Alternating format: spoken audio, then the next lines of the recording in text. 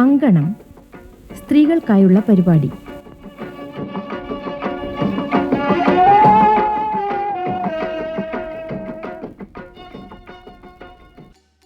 ലോകത്തിൽ സന്തോഷം മാത്രമേ ഉള്ളുവെങ്കിൽ നമ്മൾ ഒരിക്കലും ധൈര്യവും ക്ഷമയും ഉള്ളവരായിരിക്കാൻ പഠിക്കില്ല. കഠിനാധ്വാനവും ആത്മവിശ്വാസവും കൊണ്ട് സ്വന്തം വൈകല്യങ്ങളെ തോൽപ്പിച്ച ഇംഗ്ലീഷ് വനിതയായ ഹെലൻ ആദംസ് കെല്ലറിൻ്റെ വാക്കുകളാണിവ.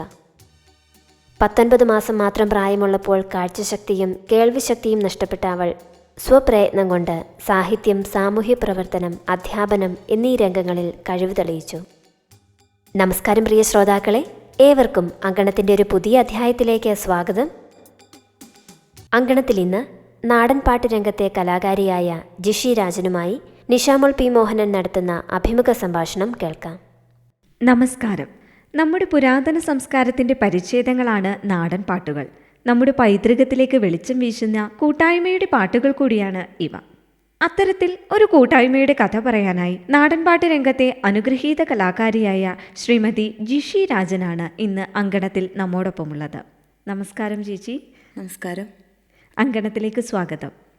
പ്രകൃതി എന്ന പാഠശാലയിലാണ് നാടൻപാട്ടുകൾ വളർന്നു വരുന്നത് എന്നാണ് പറയാറ്. അതുകൊണ്ട് തന്നെ കൂട്ടായ്മയുടെ ജീവിത പരിസരവും ഭൂപ്രകൃതിയും ചുറ്റുമുള്ള ചരാചരങ്ങളും ഒക്കെ നാടൻ കലകൾ രൂപപ്പെടുന്നതിൽ പ്രധാന പങ്ക് വഹിക്കാറുണ്ട്. ഈ നാടൻ പാട്ടുകളുടെ അല്ലെങ്കിൽ നാടൻ കലയുടെ ആ സാഹിത്യത്തിൻ്റെ ഒക്കെ ഒരു ഭാഗമായി തീർന്നിരിക്കുകയാണ് ജിഷി ചേച്ചി. എങ്ങനെയാണ് വ്യത്യസ്തമായ ഈ ഒരു മേഖലയിലേക്ക് ചേച്ചി കടന്നു വന്നത്? അയൽപക്ക കൂട്ടായ്മയിൽ നിന്നാണ് ഇത് ശരിക്കും പറഞ്ഞിട്ടുണ്ടെങ്കിൽ വന്നിട്ടുള്ളത്. കാരണം അയൽപക്കത്തുള്ള എല്ലാവരും കൂടെ കൂടിയിരുന്ന് പാട്ടും പറച്ചിലുമായിട്ടിരുന്ന സമയത്താണ് ഞങ്ങളിങ്ങനെയൊരു ടീമായിട്ട് പുറത്തോട്ട് വരാനായിട്ട് ആരംഭിച്ചത്. അതങ്ങനെ വന്ന് വലിയൊരു സംരംഭത്തിലേക്ക് എത്തിച്ചേരുകയായിരുന്നു. ഞാൻ ആശാവർക്കറായിട്ട് ചെയ്യുന്ന ആളാണ്. ഇടുക്കി ജില്ലയിലുള്ള ഒരു ഭൂരിഭാഗം വരുന്ന ആശാവർക്കർമാരുമായിട്ട് എനിക്ക് നല്ല ബന്ധമാണുള്ളത്. എല്ലാവരും എന്നെ അറിയും, ഞാനും എല്ലാവരും തന്നെ അറിയും. അപ്പോൾ അതിൽ നിന്ന് ആശാവർക്കർമാരിൽ നിന്ന് 2-3 എൻ്റെ ഇതിനകത്ത് പാട്ട് പാടാനായിട്ട് എന്നോടൊപ്പം നിൽക്കാൻ തയ്യാറായവരും കൂടെ കൂടി ചേർന്നാണ് ഇങ്ങനൊരു ടീമായിട്ട് വന്നത്. പിന്നെ ഈ ടീമിനകത്ത് എൻ്റെ കുടുംബത്തിൽ നിന്ന് എൻ്റെ അനിയത്തിമാർ, എൻ്റെ അനിയൻ, എൻ്റെ മക്കൾ, അങ്ങനെ എല്ലാവരും ചേർന്നാണ് ടീമായിട്ട് Rudra dance and folk band എന്നുള്ള രീതിയിൽ രൂപീകരിച്ച് ഇപ്പോൾ സ്റ്റേജ് ഷോയിലേക്കൊക്കെ പോയിട്ടുള്ളത്. വളരെ നന്നായി തന്നെ പാട്ട് പാടുമായിരുന്ന ജിഷി ചേച്ചിക്ക് ഏത് ഘട്ടത്തിൽ വെച്ചിട്ടാണ് എന്നാൽ നാടൻ പാട്ട് എന്നുള്ള ഒരു ശാഖ തിരഞ്ഞെടുക്കാമെന്ന് മനസ്സിൽ തോന്നുന്നത്? നാടൻ പാട്ട് എന്ന് പറയുമ്പം ചില പാട്ടുകൾ കേൾക്കുമ്പോൾ നമുക്ക് എഴുതിപ്പോലും വെക്കാതെ മനസ്സിലേക്ക് അത് ഉൾക്കൊള്ളാനായിട്ട് പറ്റും. കാരണം നാടൻ പാട്ട് എപ്പോഴും ഒരു മണ്ണിൻ്റെ പാട്ടുകളാണല്ലോ. അതല്ല, നമ്മുടെ എല്ലാ മനുഷ്യരുടെയും പാട്ടാണ് നാടൻ പാട്ടുകൾ. കാരണം കൃഷിക്കാരുടെ പാട്ടാണ്.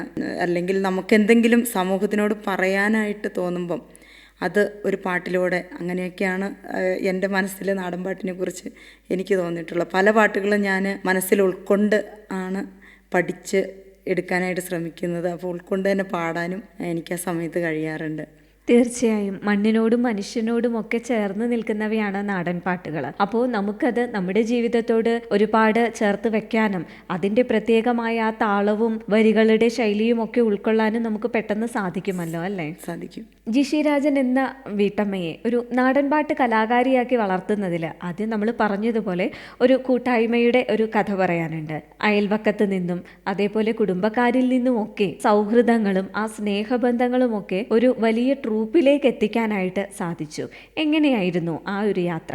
രാജക്കാടാണല്ലോ എൻ്റെ പ്രദേശം. ഇപ്പോൾ രാജക്കാടുമായിട്ട് ബന്ധപ്പെട്ട് പഞ്ചായത്ത് അതുപോലെ തന്നെ പൊതുവായ പല പരിപാടികളിലും ഞങ്ങളുടെ പാട്ടുകൾ പാടാനായിട്ട് ഞങ്ങൾക്ക് അവസരങ്ങളുണ്ടായി. അപ്പോൾ അവസരങ്ങൾ കൂടി വന്നപ്പം കുറച്ച് പേരെയും കൂടെ ചേർത്ത് അങ്ങനെ ആണ് മുന്നോട്ട് പോയത്. പിന്നെ വീട്ടിൽ നിന്നാണെങ്കിലും നമ്മൾ ചെയ്യുന്ന ഓരോ കാര്യത്തിനും 100% സപ്പോർട്ട് കൂടെ ഉണ്ടായിരുന്നു.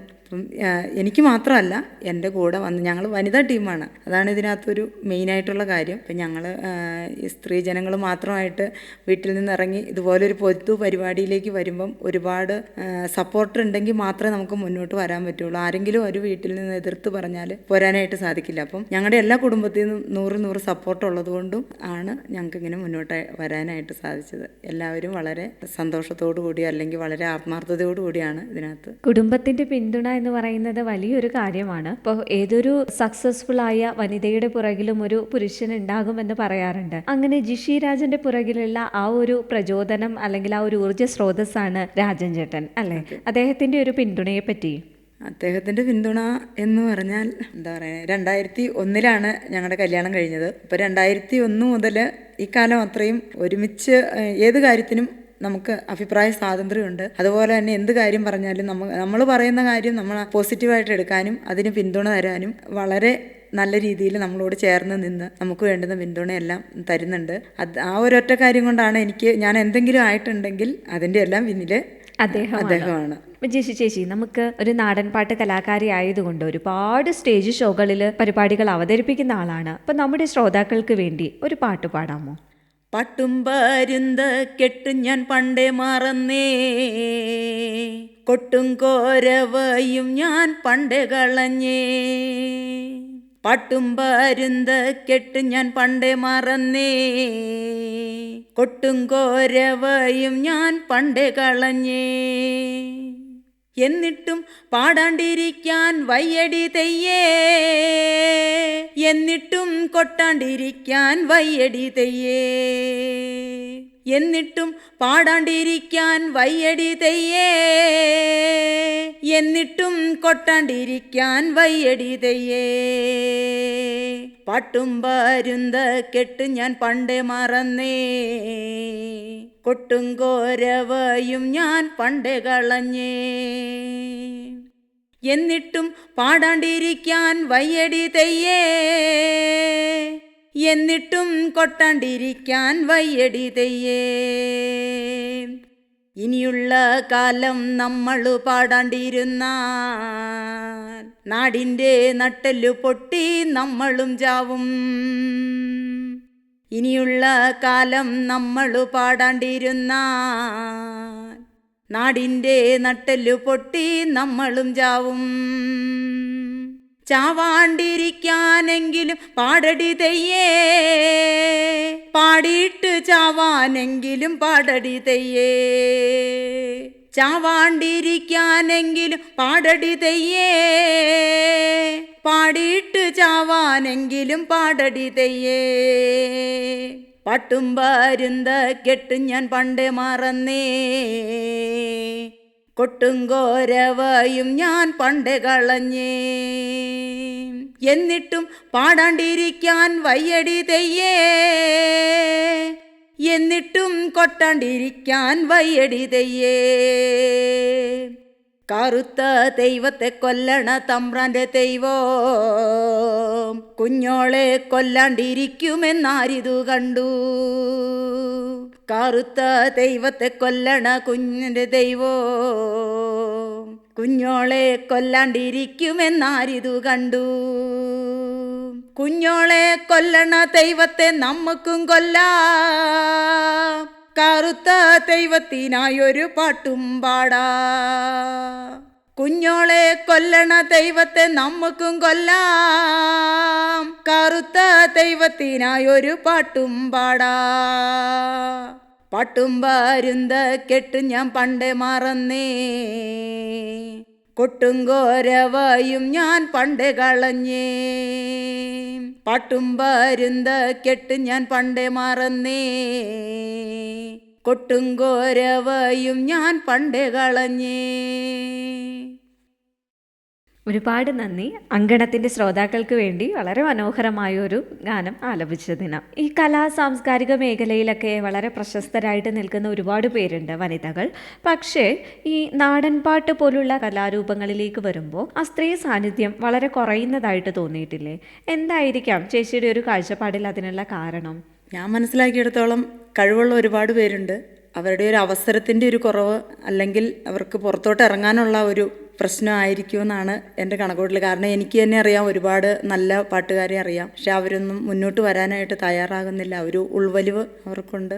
അപ്പോൾ എനിക്കതില്ലാത്തത് എൻ്റെ വീട്ടിൽ നിന്നുള്ള സപ്പോർട്ട് കൊണ്ടായിരിക്കും എന്നാണ് എനിക്കതിൽ നിന്ന് മനസ്സിലായിട്ടുള്ളത്. നമ്മൾ സിനിമയും മറ്റ് പരിപാടികളുമൊക്കെ കാണുന്നതിൽ നിന്ന് ഒരുപാട് വ്യത്യസ്തമാണ് സ്റ്റേജ് ഷോകൾ. കാരണം നല്ലതാണെങ്കിലും അല്പം മോശമായാലും അപ്പോൾ തന്നെ അല്ലേ വളരെ ഡയറക്റ്റ് ആയിട്ടുള്ള റെസ്പോൺസ് കിട്ടുന്ന ഒരു മേഖലയാണ്. അത്തരത്തിലുള്ള അനുഭവങ്ങളൊക്കെ എങ്ങനെയാണ്? നല്ലതും ചീത്തയുമായ അനുഭവങ്ങൾ പലതും നീണ്ട കാലയളവിനുള്ളിൽ ലഭിച്ചിട്ടുണ്ടാകുമല്ലോ.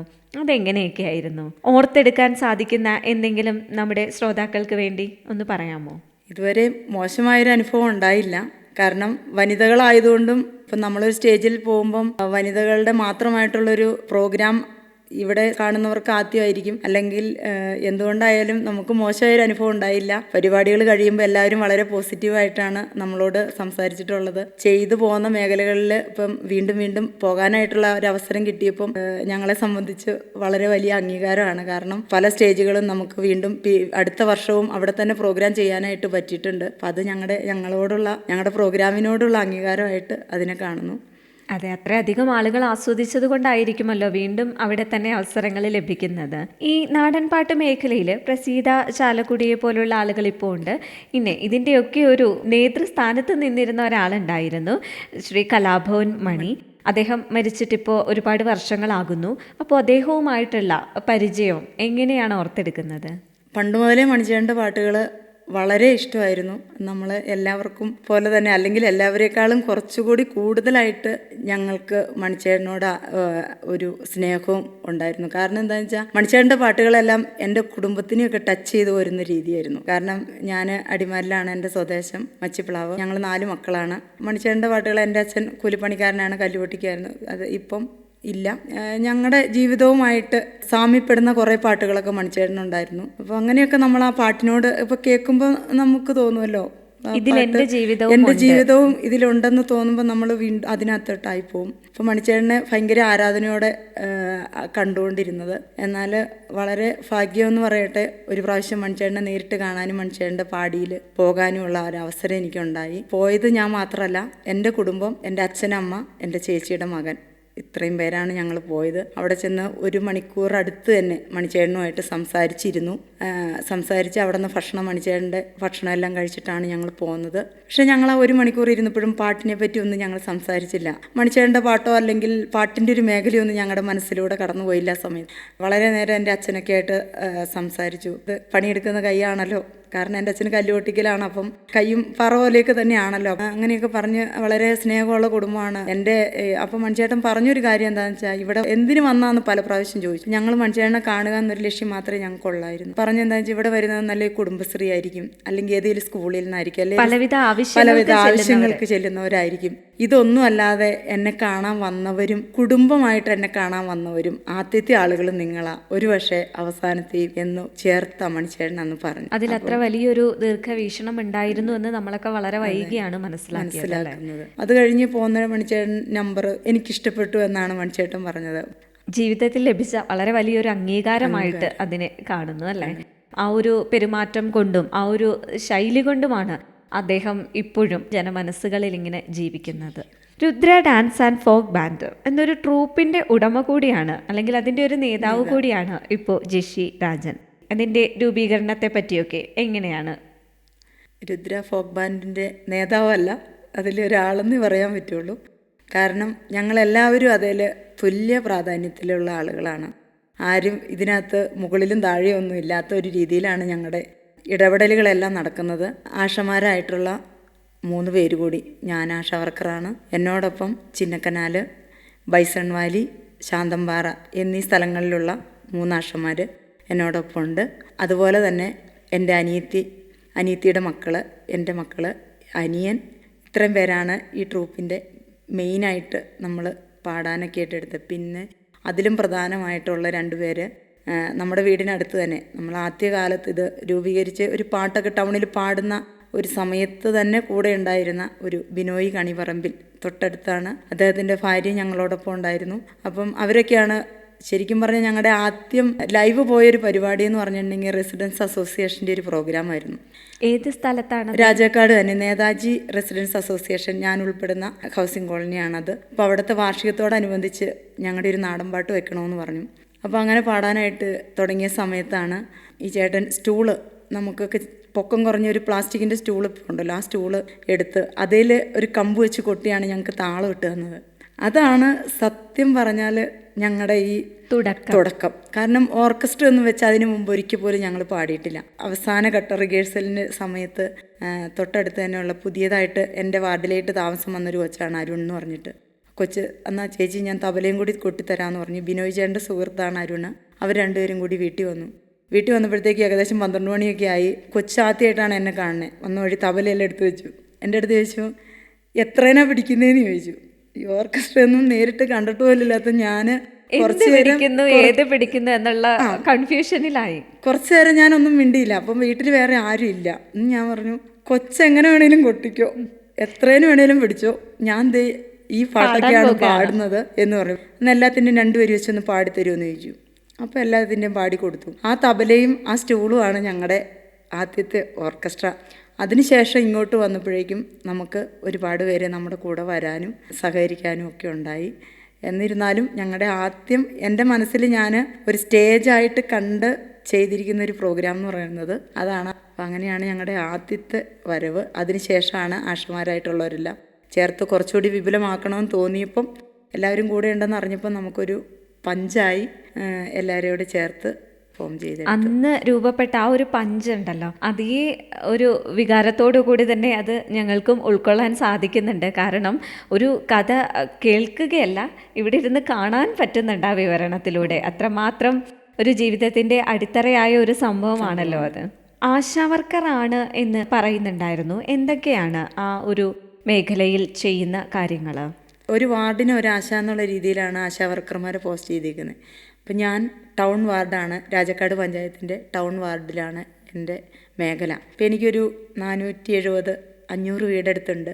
250 വീടിനാണ് ഒരു ആശാവർക്കർ. പക്ഷേ എൻ്റെ പ്രദേശം ടൗൺ ആയതുകൊണ്ട് എനിക്ക് അത്രയും പേരുണ്ട്. അപ്പം അത്രയും പേരുടെ ഇടയിലുള്ള പ്രവർത്തനങ്ങളാണ്. ഓരോ വീടുകൾ കാറ്റഗറി തിരിച്ചു തന്നിട്ടുണ്ട്. ഗർഭിണികൾ, 5 വയസ്സിൽ താഴെയുള്ള കുട്ടികൾ, അവരുടെ എല്ലാം കാര്യങ്ങളിലാണ് നമ്മൾ ഇടപെടേണ്ടത്. വാക്സിനൊക്കെ എടുക്കാനുള്ള സമയമാകുമ്പോൾ അവരെ ഒന്ന് വിളിച്ച് ഓർമ്മപ്പെടുത്തുക, അല്ലെങ്കിൽ അവരെടുത്തില്ലെങ്കിൽ അതിൻ്റെ കാരണം അന്വേഷിച്ച് അടുത്ത പ്രാവശ്യത്തേക്ക് പെൻഡിങ് വരാത്ത രീതിയിൽ ചെയ്യാനായിട്ട് എത്തിച്ചു കൊടുക്കുക. അങ്ങനെയുള്ള കാര്യങ്ങൾ അവർക്ക് 60 വയസ്സിന് മേളിലുള്ളവർ, പിന്നെ ഈ സ്ഥിരമായി മരുന്ന് കഴിക്കുന്നവർ, ഇൻസുലിൻ എടുക്കുന്നവർ, അങ്ങനെയൊക്കെ ഉണ്ടല്ലോ. അപ്പം അവർക്ക് മരുന്ന് തീരുന്ന സമയം അവർക്കൊക്കെ ഒരുപാട് കാര്യങ്ങൾ നമ്മൾ ഇറങ്ങി ചെന്ന് കഴിയുമ്പം ഒരുപാട് കാര്യങ്ങൾ പറയാനുണ്ടാവും നമ്മളോട്.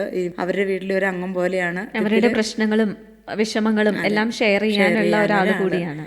അതെ, എന്നെ സംബന്ധിച്ച് എൻ്റെ വാർഡ് 10ാം വാർഡ് എന്ന് പറയുന്നത് എൻ്റെ വീട് പോലെ തന്നെയാണ്. അത്ര പരിചിതരാണ്, അത്ര ഹൃദയത്തോട് ചേർന്ന് നിൽക്കുന്നവരാണ് അല്ലേ. കുറേയേറെ ഉത്തരവാദിത്വങ്ങളെ പറ്റി പറഞ്ഞു. ഒരു സ്റ്റേജ് ഷോയൊക്കെ നടത്തുന്ന ഒരു വലിയ കലാകാരിയാണ്. അതോടൊപ്പം ആശാ വർക്കർ എന്ന് പറയുന്ന വളരെ ഉത്തരവാദിത്തപ്പെട്ട ഒരു ജോലി ഉണ്ട്. അതിനെല്ലാം കൂടെ മറ്റൊരു കാര്യം വളരെ ശ്രദ്ധേയമായി തോന്നിയത്, 2001 വിവാഹമെന്ന് പറഞ്ഞു. അതിനുശേഷം ഒരുപാട് കാലഘട്ടം നിർത്തിവെക്കേണ്ടി വന്ന അല്ലെങ്കിൽ ഉപേക്ഷിക്കേണ്ടി വന്ന ആ ഒരു വിദ്യാഭ്യാസം അത് വീണ്ടും ആരംഭിക്കുകയുണ്ടായി. 10ാം ക്ലാസ്സോടുകൂടി നിർത്തിയ പഠനം പിന്നീട് +2, ഡിഗ്രി, ഇപ്പോൾ PG ചെയ്തുകൊണ്ടിരിക്കുന്നു. ഒരുപാട് പേർക്ക് ഒരു പ്രചോദനമാണ് ആ ഒരു യാത്ര എന്ന് പറയുന്നത്. എങ്ങനെയാണ് ഇനിയും പഠിക്കണം എന്നുള്ളൊരു ചിന്ത മനസ്സിലേക്ക് വരുന്നത്? വിവാഹം കഴിഞ്ഞ് വരുന്ന സമയത്ത് തന്നെ പഠിക്കണമെന്നുള്ള ആഗ്രഹത്തിൽ നിൽക്കുമ്പോഴായിരുന്നു വിവാഹം നടന്നത്. അപ്പോൾ ഇവിടെ വന്നു കഴിഞ്ഞിട്ട് ഈ ആഗ്രഹം പറഞ്ഞപ്പോൾ തന്നെ ഇങ്ങനെ ഒരു ആഗ്രഹം ഉണ്ടായിരുന്നു. അപ്പം കൂട്ടുകാരൊക്കെ പറഞ്ഞു അവരിങ്ങനെ പോകാനിരിക്കുമായിരുന്നെന്ന് പറഞ്ഞപ്പോൾ തന്നെ പോയിക്കോളാൻ പറഞ്ഞു. അപ്പം നമ്മളൊരു വീട്ടിലോട്ട് വന്നു കഴിയുമ്പോൾ അവിടെ കുറേയേറെ കാര്യങ്ങളുണ്ടല്ലോ. അപ്പോൾ അതിനിടയ്ക്ക് നമ്മുടെ ഒരു പഠനം അതിനകത്ത് എനിക്ക് അത്ര താല്പര്യം അപ്പോൾ വന്നില്ല. അതിനുശേഷം പിന്നെ നമ്മൾ മാറി താമസിക്കേണ്ടതായിട്ട് വന്നു. പിന്നെ നമ്മുടേതായ മക്കൾ, വീട്, അങ്ങനെയുള്ള കുറേ കടമ്പകളിലൂടെ കടന്നുപോയപ്പോഴൊന്നും തോന്നിയില്ല. എല്ലാം കഴിഞ്ഞ് നമ്മുടേതായ ഒരു സ്വസ്ഥതയിൽ എത്തുന്ന ഒരു സമയത്ത് തോന്നിയ സമയത്തും +2 ഒന്ന് പാസ്സാവണം എന്നായിരുന്നു. കാരണം പഞ്ചായത്തിനോടൊക്കെ ചേർന്ന് നിന്നുകൊണ്ടുള്ളൊരു പ്രവർത്തനം ആയതുകൊണ്ട് പല കാര്യങ്ങളും വരുമ്പം പറ്റുന്നതാണോ എന്നൊരു ചോദ്യം വരുമ്പോൾ എനിക്ക് പറ്റില്ല. അപ്പം അങ്ങനെ വന്നപ്പോൾ എങ്ങനെയും എഴുതണമെന്ന് തോന്നി. എഴുതി കഴിഞ്ഞപ്പം നല്ല മാർക്ക് ഉണ്ടായിരുന്നു. ചേട്ടൻ അത് പിന്നീട് ഡിഗ്രിക്ക് പ്രചോദനമായി. ഡിഗ്രിയിൽ ഫസ്റ്റ് ക്ലാസ് മാർക്കോടുകൂടി പാസ്സായി. അത് കഴിഞ്ഞപ്പോൾ പിന്നെ എന്തായാലും ഒന്ന് രജിസ്റ്റർ ചെയ്ത് നോക്കാം, MSW ആണ്. അങ്ങനെയാണ് രജിസ്റ്റർ ചെയ്തത്. ഇപ്പം ഞാൻ 2ാം വർഷം ജൂൺ മാസത്തിൽ പരീക്ഷ എഴുതാൻ വേണ്ടിയിട്ടിരിക്കുന്നു. അപ്പോൾ ഒരു വിദ്യാർത്ഥി കൂടെയാണ് എൻ്റെ മുൻപിൽ ഇരിക്കുന്നത് കൂടിയാണ് എന്ന് പറയാം. നല്ല മാർക്കോടുകൂടി നല്ല രീതിയിൽ അതും പാസ്സാകാനായിട്ട് സാധിക്കട്ടെ എന്ന് ആശംസിക്കുന്നു. 2010 ദളിത് സാഹിത്യ അക്കാദമിയുടെ അംബേദ്കർ പുരസ്കാരം നേടിയ ഒരാളാണ് ജിഷി രാജൻ. ഏത് മേഖലയിലെ മികവിനാണ് അത്തരമൊരു പുരസ്കാരം ലഭിക്കുന്നത്? സാമൂഹ്യ സേവനം എന്ന കാറ്റഗറിപ്പെടുത്തിയാണ് എനിക്കത് കിട്ടിയത്. നാടൻ പാട്ടും സാമൂഹ്യ സേവനവും, അപ്പോൾ രണ്ടും സമൂഹത്തിലെ ബുദ്ധിമുട്ടുകൾ അനുഭവിക്കുന്ന അല്ലെങ്കിൽ അധ്വാനിക്കുന്ന വിഭാഗത്തോട് അവരുടെ പ്രവർത്തനങ്ങളോട് ചേർന്ന് നിൽക്കുന്നതാണ്. അപ്പോൾ ഇത് രണ്ടും ജിഷി ചേച്ചിയുടെ ജീവിതത്തിൻ്റെ ഭാഗം തന്നെയാണ്. രണ്ടും നല്ല രീതിയിൽ മുന്നോട്ട് കൊണ്ടുപോകാൻ സാധിക്കുന്നുണ്ട്.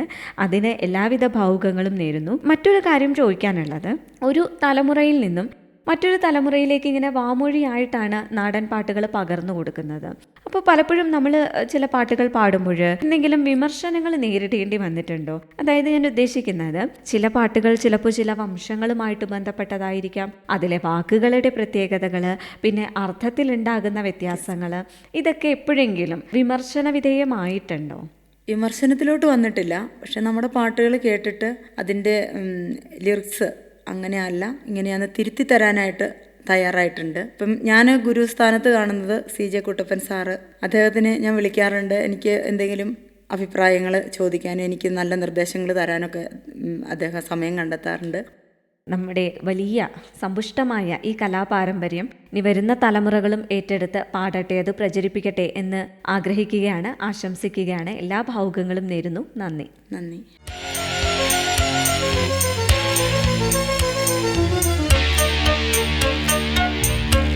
നാടൻ പാട്ട് രംഗത്തെ കലാകാരിയായ ജിഷി രാജനുമായി നിഷാമോൾ P. മോഹനൻ നടത്തിയ അഭിമുഖ സംഭാഷണമാണ് അങ്കണത്തിൽ ശ്രോതാക്കൾ ഇതുവരെ കേട്ടത്.